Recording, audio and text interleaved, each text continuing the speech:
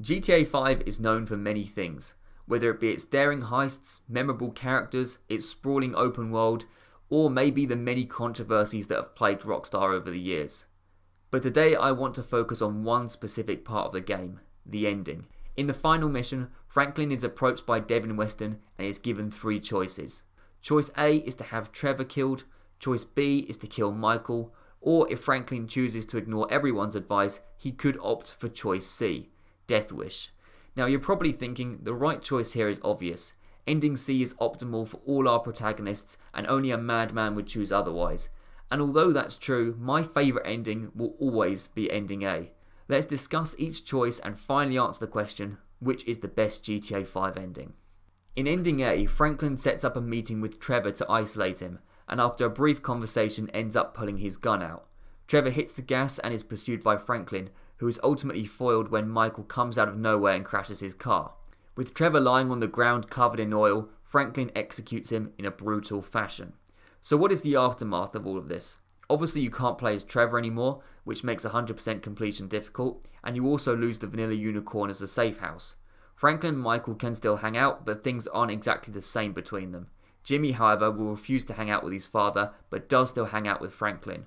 Franklin can also hang out with Lamar, but only at night because he needs to lie low due to Stretch still being around. So far things don't look exactly great. I'll freely admit that there are many gameplay downsides to choosing this option, but I'm still so glad that this was the ending I went with on my first playthrough. Admittedly, I chose this ending mostly because I assumed that ending C would result in Franklin's death, considering it was labelled Death Wish.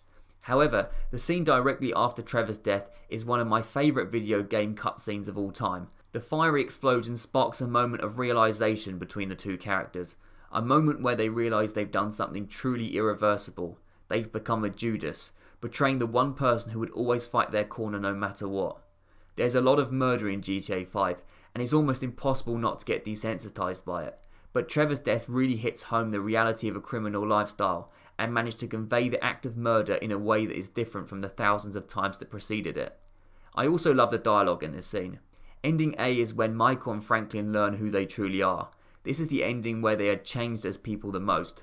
Michael's realizations can be summed up with this perfect line. Human stew. That's my limit. I know that now. The two criminals are now aware of the deepest corners of their mind, and it's truly terrifying. Michael then leaves Franklin, who's completed a full circle and once again has fallen into the trap of being a basic 2-bit gangster. When the camera pans up, revealing the night sky as the music slowly bleeds in, a memory became deeply embedded in my mind in a way that no other video game has managed to do. Let's move on to ending B. After the conversation with Devin Weston, Franklin calls Trevor for assistance with killing Michael, but he angrily refuses and cuts the call. Franklin then meets Michael at the satellite dish, and Michael quickly gets sentimental over their friendship, also revealing that his daughter Tracy is about to go to college. However, Michael soon realises Franklin is there to kill him, and makes his escape to the power station. Michael is chased to the top, and is eventually pushed over the railing by Franklin. The player has the option to try and pull Michael up, or let go, but either way he falls to his death. Obviously this means you can no longer play as Michael, and access to his mansion is denied. Franklin also can't hang out with Jimmy or Trevor, and can only hang out with Lamar late at night due to Stretch. The player also loses money from the Union Depository heist, as Michael's cut is wide to his family. I think that most of us can agree that this is the weakest ending, both in terms of the theme of the game and the actual gameplay itself.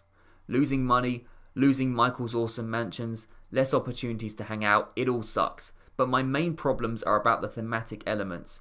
This option makes little sense for Franklin. He views Michael as a father figure and owes him a lot for his rise up the criminal food chain. Trevor is also clearly a greater liability, so if Franklin was going to kill anyone, it would logically be him. Another thing I don't like is the moments just before Michael's death. If Franklin chooses to pull Michael up, Michael goes for the headbutt and falls for his death anyway. This is so stupid, as clearly Michael wasn't going to bring Franklin down like that, and essentially just allows himself to die for no reason. For me, it is a decision Michael would never make, as he tends to weigh his options more than Trevor does. The game tries to make you feel bad by choosing this option, as Franklin finds out just moments before that Tracy is going to college. This is clearly a turning point in Michael's tumultuous family life, and damn right you should feel bad for killing him.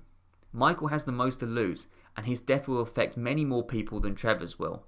From a narrative perspective, it makes no sense to kill Michael. From an ethical perspective, it's wrong to kill Michael, and from a gameplay perspective, it's downright foolish to kill Michael. My advice, just don't choose this ending. And finally we get to ending C. Franklin chooses to ignore the wishes of both Steve Haynes and Devin Weston, and goes for the death wish option. He starts off by calling Lester, who devises a plan. The trio first lure the FIB agents and Merryweather beneath the foundry to take them down. They then split to take down their 4 greatest enemies. Trevor goes for Steve Haynes, Michael executes Stretch, and Franklin kills Cheng. Trevor then goes after the final enemy, Devin Weston. He ties him up in the trunk of his car, and the trio reunite at Mount Chiliad, pushing Weston into the sea and to his death. In terms of gameplay, you can make a huge amount of money from stocks with this ending.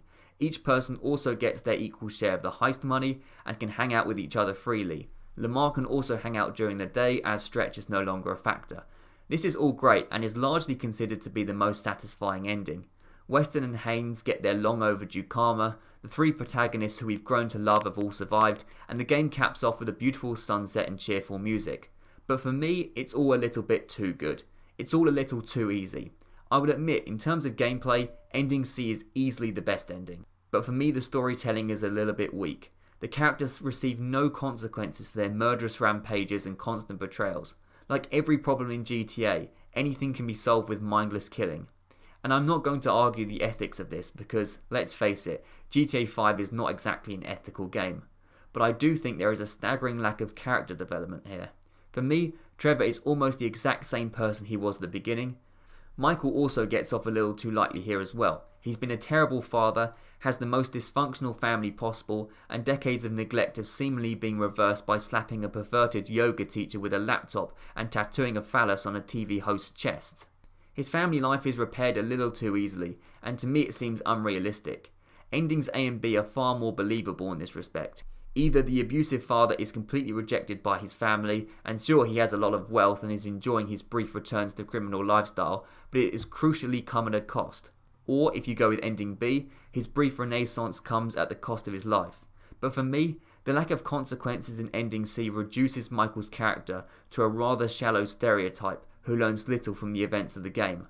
I don't hate Franklin's ending here, and I do think it's badass how he chooses the death wish option, but again there's little consequences for him, which makes his character more shallow, and he gets away too easily. To conclude, there's certainly no problem with choosing ending C. In fact, it makes perfect sense in every way. If you play GTA 5 to relax and roleplay as master criminals, then this is the perfect ending for you. But for me, ending A is so much more memorable and unique. It adds so much depth to each member of the trio, adds an element of realism to the environment, and is a grim reminder that nothing in this world is without consequences.